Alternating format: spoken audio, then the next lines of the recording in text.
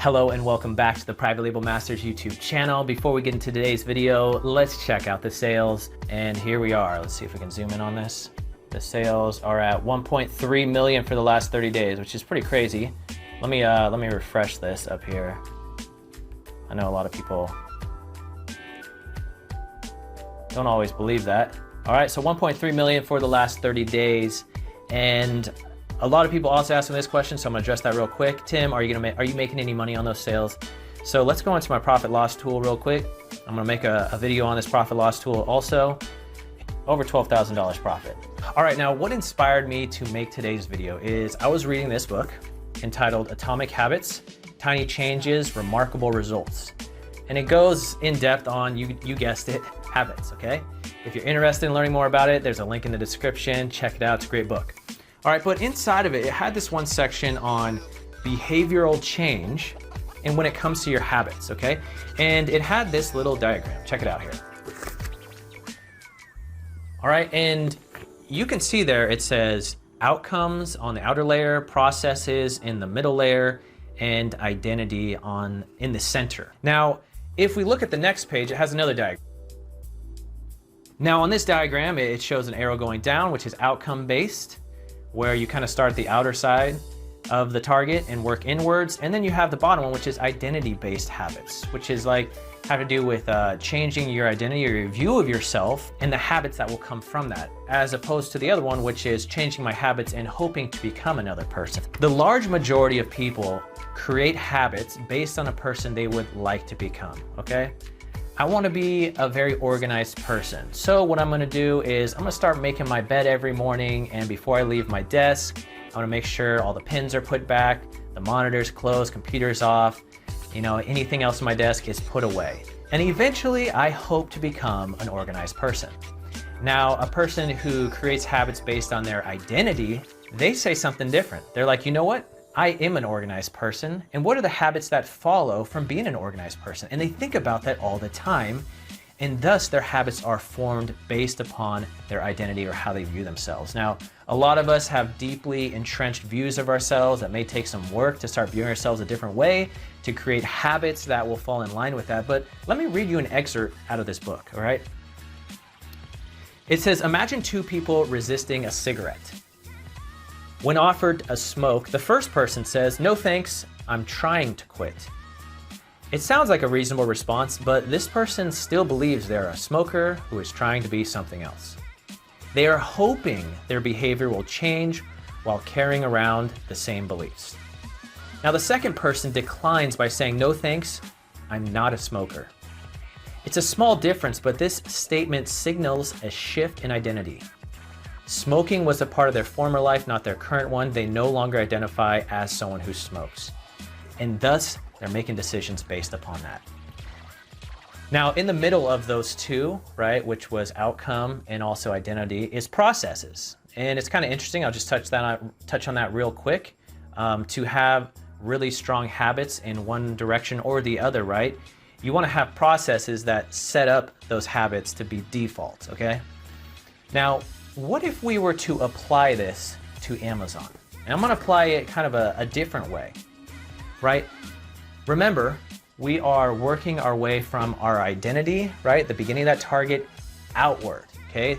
Then having processes that will create those habits that really are congruent with the identity of the person that we are inside, okay? Now I'm going to compare our identity in regards to selling on Amazon with that of choosing a career. Now there's a lot of people who look at selling on Amazon, they say, you know what, Amazon, it's a nice side hustle. I'm trying to just see if it works. I dabble in it a little bit. But the people that I find are the most successful selling on Amazon and the ones who are building crazy businesses are the ones who view it like a career. I mean, this is their full-time gig. This is what they do. It's not a side hustle. It's not a let's see if it happens. It's not a dabble here, dabble there when I have time. No, these people commit. So let's think for a moment. If we were to try to work on having the identity of somebody who is a very successful Amazon seller, somebody who it is their career that they are pursuing, do you think it would change the way you spend your time, how you go out throughout your day, what you spend money on. What do you think? If you identified yourself as a person whose career is selling on Amazon, of course it would. Now, let's take that to another level. Let's think of what people do when they choose a career, all right? Let's take nursing, for example. There's many people who choose nursing as a career. What's that process like? All right, when someone says, nursing is my career, and that is what I'm pursuing. Now, most people you would say who say something like that, do they say, you know, I'm just gonna dabble a little bit in nursing. I'm just gonna, you know, watch a few YouTube videos, go in a couple Facebook groups, read some Reddit about nursing. You know, I have a couple friends who are into it. I'll ask them a little bit. No. The people who want to pursue nursing as a career, they commit. And they commit in a large way. And it starts off with saving money, right? A lot of people save money in order to what? Afford an education when it comes to being a nurse. You can't just say, yeah, I'm a nurse. I woke up yesterday, I'm thinking that's what I want to be. I'm a nurse. No, there are steps, right? So a person has to save up to afford the education to become a nurse. Now, are all educations created equally? No, right? You could go down to the community college. It'll work, right? You may not get as good of an education, but it'll work, right? Or you could go to like Princeton, MIT, Harvard, or something like that. Will that work too? It will work.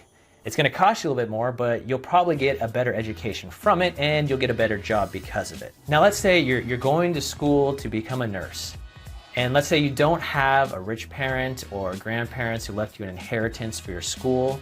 Guess what? You gotta pay your own way, just like the large majority of people. So with that in mind, do you just say, you know what, I'm never working at all again because I'm a nurse?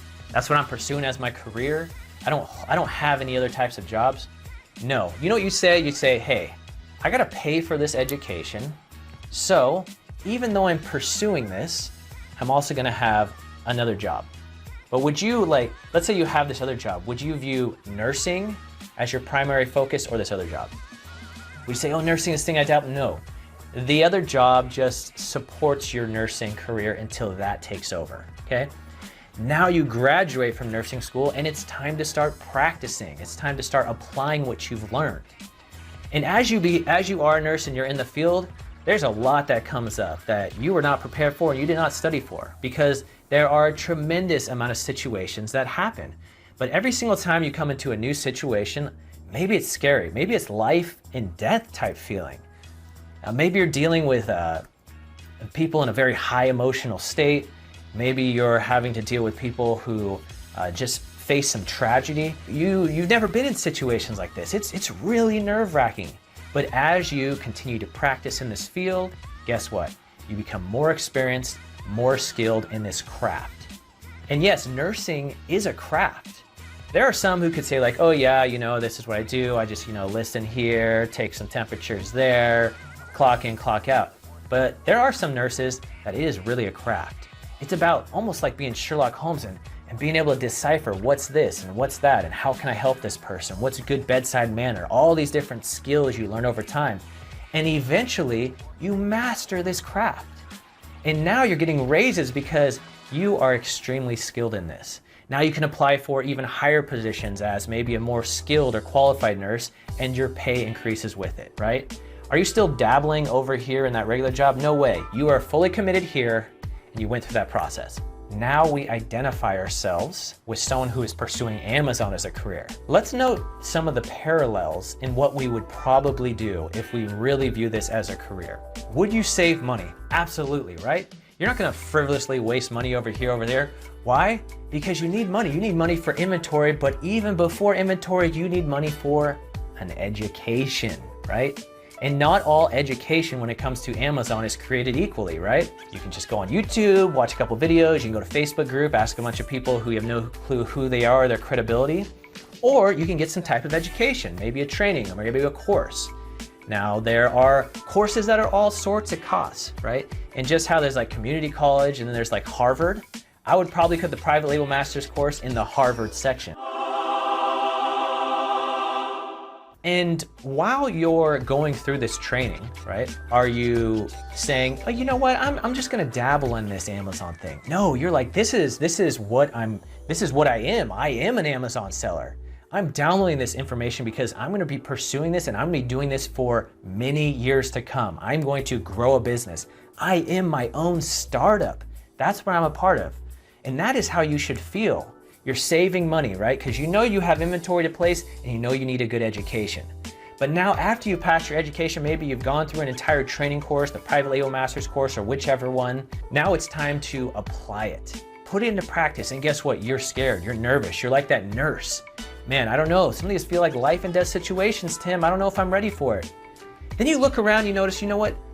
There are many people who are nurses and who are successful at it and get through these situations all the time. And it's the same with selling on Amazon.